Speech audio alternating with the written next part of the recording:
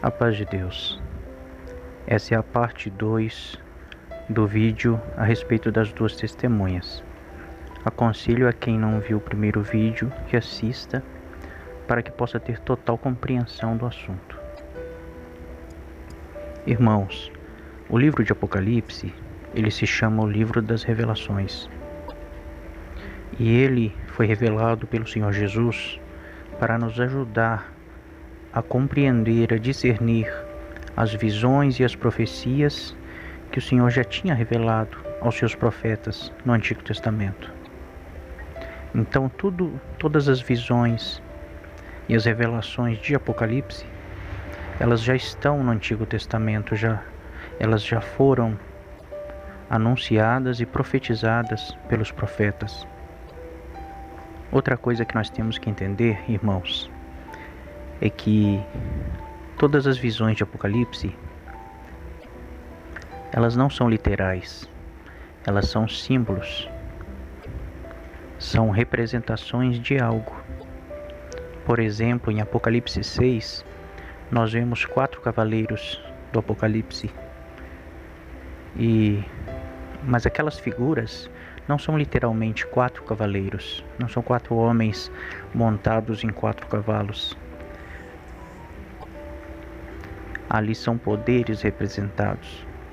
Em Apocalipse 7, nós vemos os 144 mil selados. Mas não são 144 mil selados. Aquela visão, ela nos dá esse número. E dizem que são 144 mil selados de Israel. Mas não são. São pessoas de todas as tribos, línguas e nações. E é uma multidão inumerável que não se pode contar. Em Apocalipse 11 nós temos essas duas testemunhas, esses dois profetas que profetizam. E não são também 2 pessoas, 2 homens. São milhares de pessoas. Em Apocalipse 12, nós temos uma mulher vestida de sol com a lua sobre os seus pés. E aquela mulher não é uma mulher literal, ela representa o povo de Deus. Em Apocalipse 13 nós temos 2 bestas, uma que sobe do mar e uma que sobe da terra, E cada uma delas representa também muitas pessoas, muitos povos, governos.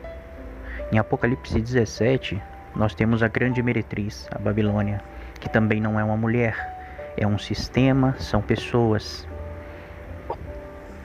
Então, por mais que Apocalipse 11 pareça realmente ser 2 profetas, e dá muito a entender que são Moisés e Elias, nós temos que entender que existe um padrão nas revelações. E se todas as visões de Apocalipse não são o que aparentam ser, não seria somente as 2 testemunhas que seriam literais.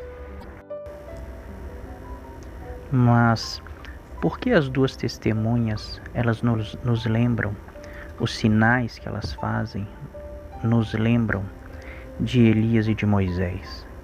Vamos ler um texto em Malaquias que fala sobre Elias e Moisés.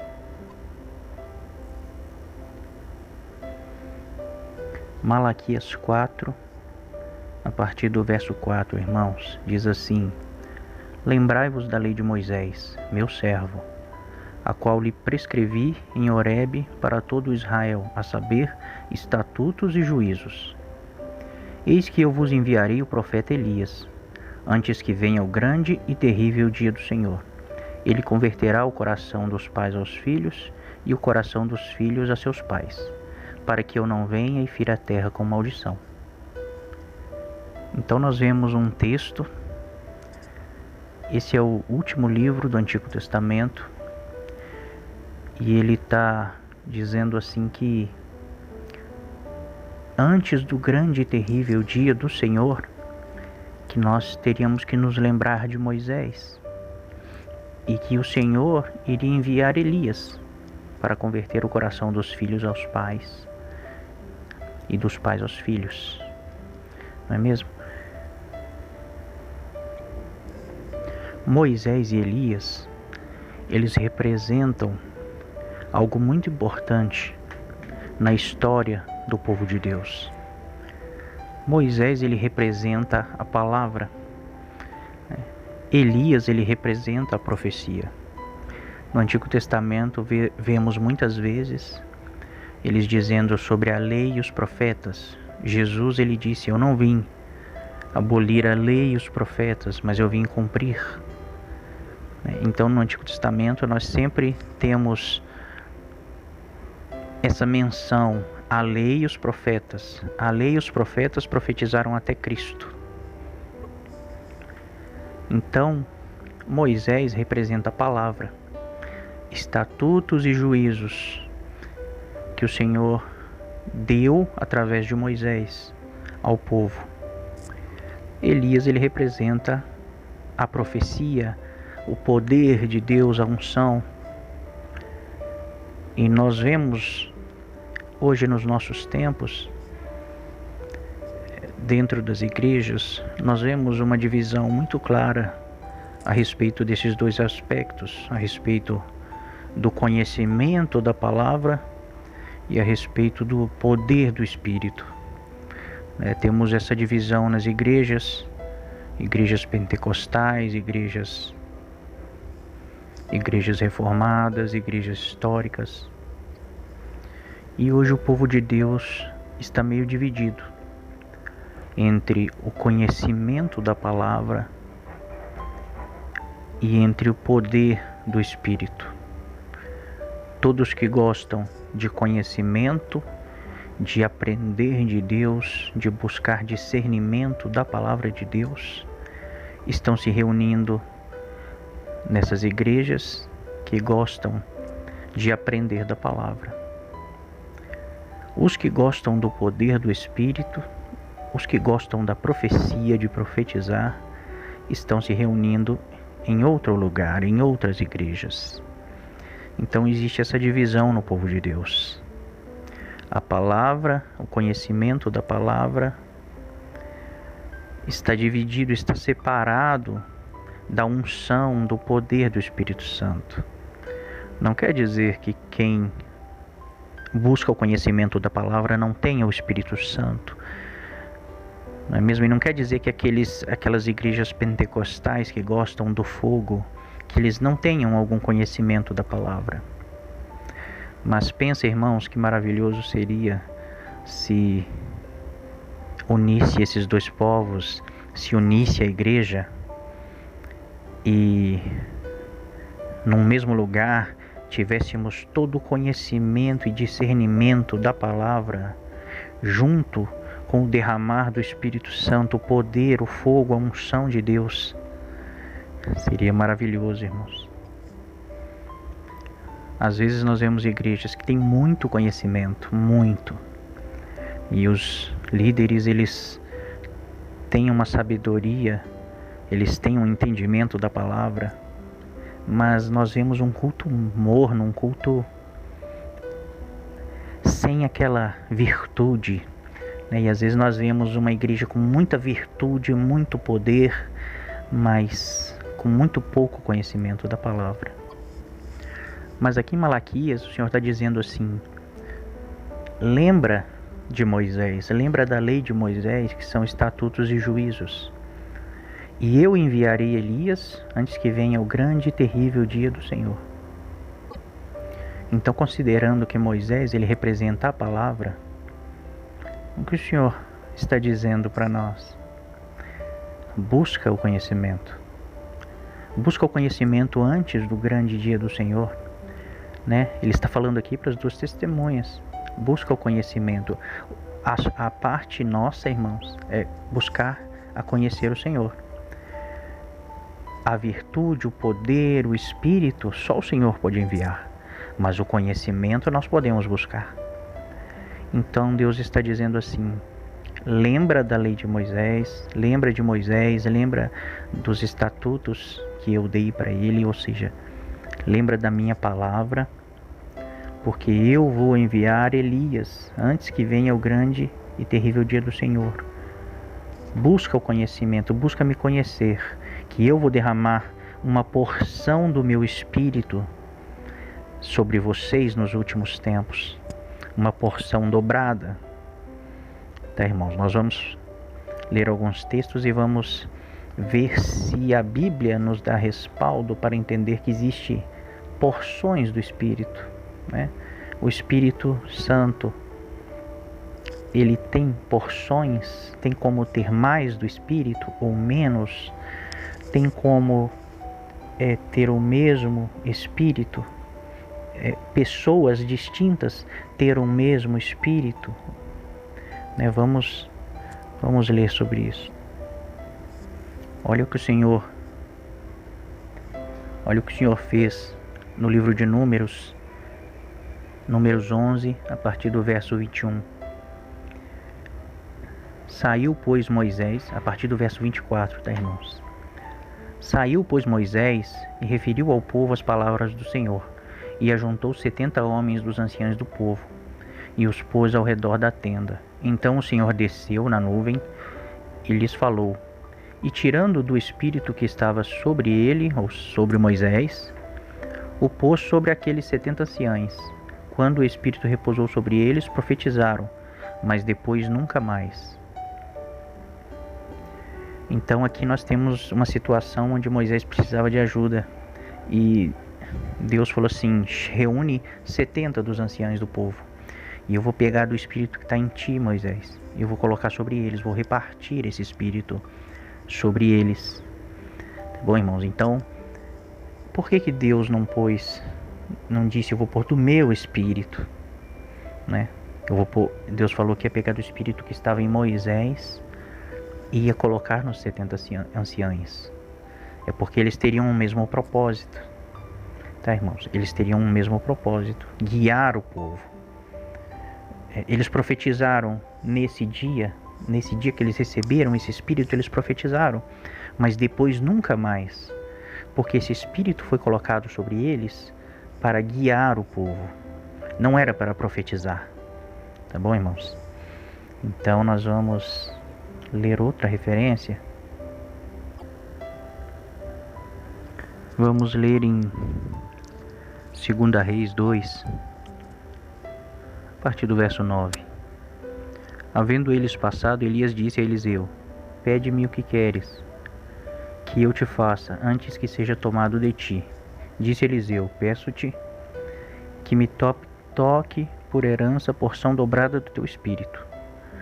Tornou-lhe Elias, dura coisa pediste, todavia se me vires, quando for tomado de ti, assim te fará.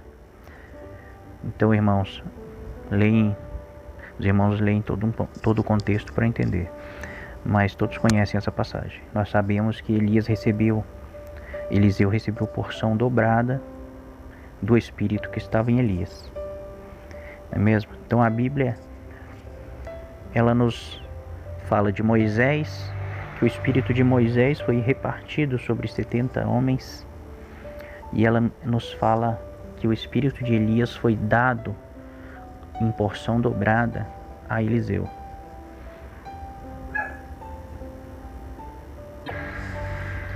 Qual era a missão de Moisés? Moisés, o Senhor separou ele para libertar o povo da escravidão do Egito e para ser um intermediador e para ensinar a palavra de Deus, as leis, os preceitos, os estatutos e juízos. Então essa é a missão de Moisés, esse é o espírito de Moisés, é ensinar, é guiar o povo às leis de Deus, é ensinar o povo o caminho. E qual foi a missão de Elias? Elias foi separado como profeta e ele pregava contra o pecado. Elias condenava o pecado de Acabe e de Jezabel, do rei e da rainha. E ele chamava o povo a arrepender-se, a tornar ao Senhor, porque o povo de Israel estava corrompido por causa do rei e da rainha, que estavam adorando outros deuses, então todo o povo seguia. E Elias, ele quando mata os 400 profetas de Baal, Então ele chama o povo a tornar ao Senhor. Então Elias, ele condena o pecado e chama ao arrependimento. Olha o que está escrito, irmãos. Em Lucas 1, a partir do verso 15, está escrito assim: pois ele será grande diante do Senhor. Aqui está falando de João Batista, tá, irmãos? Pois ele será grande diante do Senhor. Não beberá vinho, nem bebida forte, e será cheio do Espírito Santo já desde o ventre materno.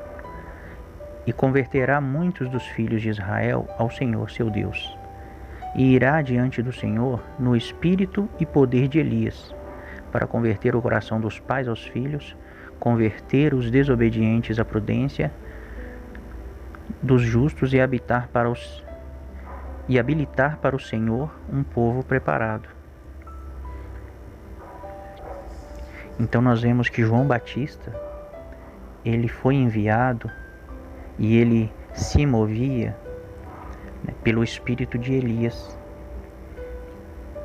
Ele era Elias? Não era, irmãos. Alguns dizem que João Batista era Elias, mas quando os fariseus perguntam para ele: você é o Messias? Ele diz não. Você é Elias? Ele diz não. Então ele não é Elias. O próprio Senhor Jesus, ele diz que João Batista é o Elias, que o Antigo Testamento dizia que viria preparar o caminho do Senhor. O próprio Senhor Jesus confessa isso, ele é o Elias. E quando os apóstolos, no Monte da Transfiguração, eles dizem assim para o Senhor: porque os escribas dizem que antes do dia do Senhor, Elias tem que vir? E Jesus diz assim: de fato Elias virá, mas porém eu vos digo que na verdade ele já veio, e os filhos dos homens fizeram tudo quanto quiseram, todo o mal que quiseram fazer a ele fizeram. Então a Bíblia diz assim que então eles entenderam, os discípulos, que ele estava falando de João Batista.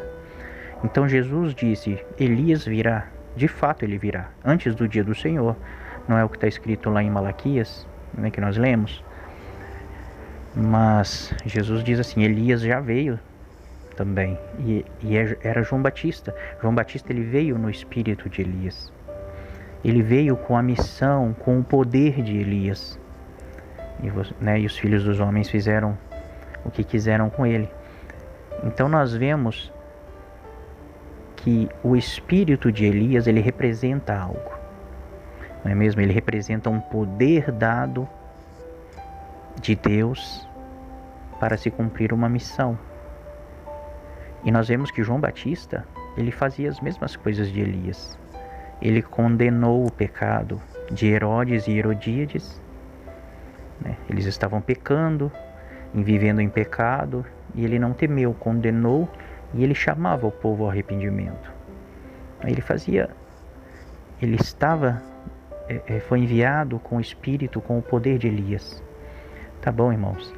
Então, quando nós lemos lá em Malaquias, que para nos lembrarmos de Moisés, das leis, dos estatutos, porque o Senhor vai enviar Elias antes do grande e terrível dia do Senhor.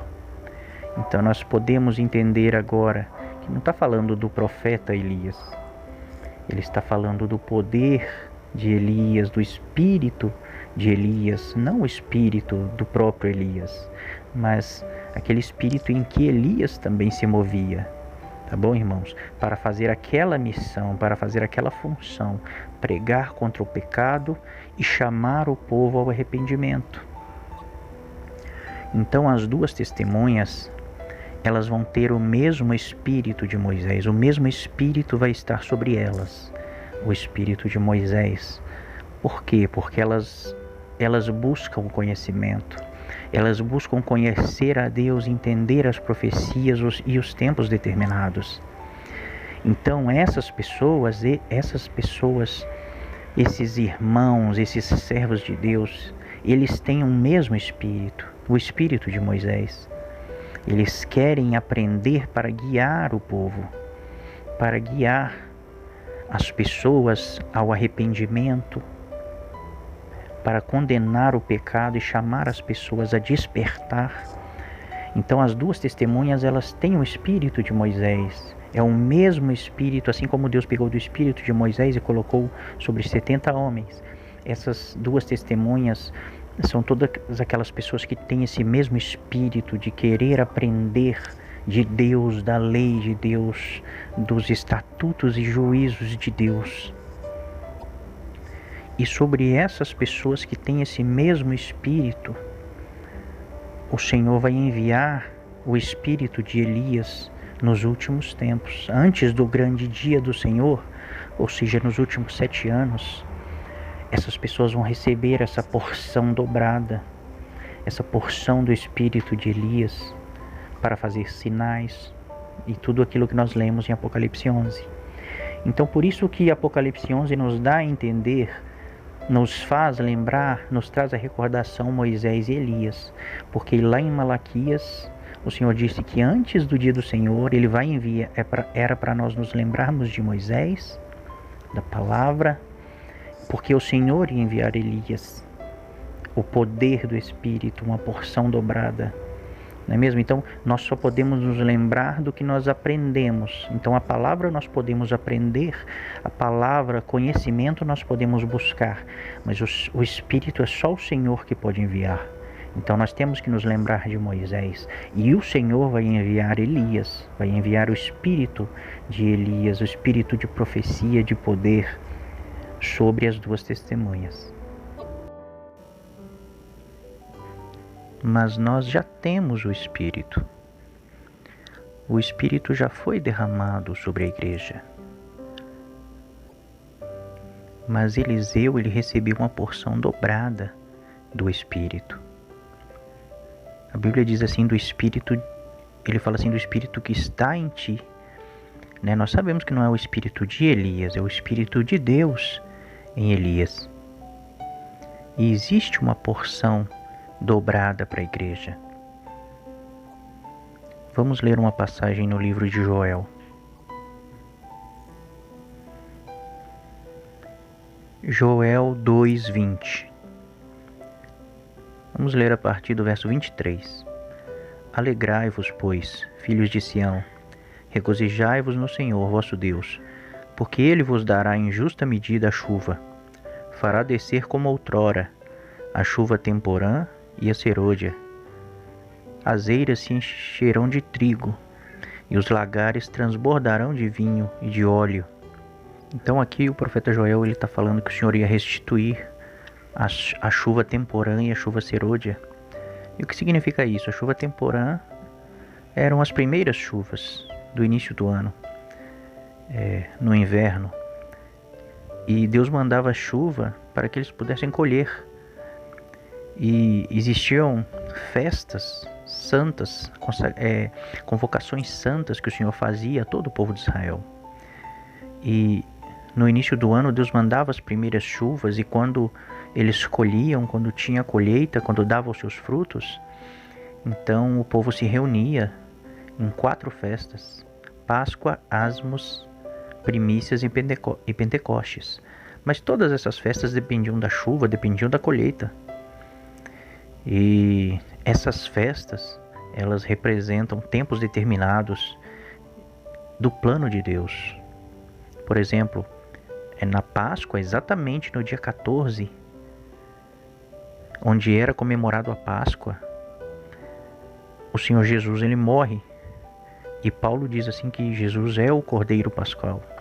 E o Senhor Jesus, ele morre exatamente no dia da Páscoa, quando era sacrificado um cordeiro que simbolizava aquele cordeiro que foi morto e o seu sangue foi aspergido nas portas do povo do Egito, antes de Deus enviar o anjo da morte. E o sangue daquele cordeiro livrou todos os hebreus que moravam ali no Egito. E eles comemoravam a Páscoa lembrando desse livramento, desse sangue. E o Senhor Jesus, ele vem como Cordeiro de Deus, e ele morre exatamente no dia da Páscoa. Ele morre exatamente no dia que esse cordeiro era morto. E ele cumpre a Páscoa com a sua morte. Os ázimos era a festa, o dia seguinte à Páscoa era onde era tirado todo o fermento das casas. E o Senhor Jesus, ele desce à sepultura sem pecado. E ali ele começa uma obra para tirar o nosso pecado, que ele levou sobre ele os nossos pecados. Ele não tinha, mas ele tirou o pecado que estava em nós. Ele levou sobre ele.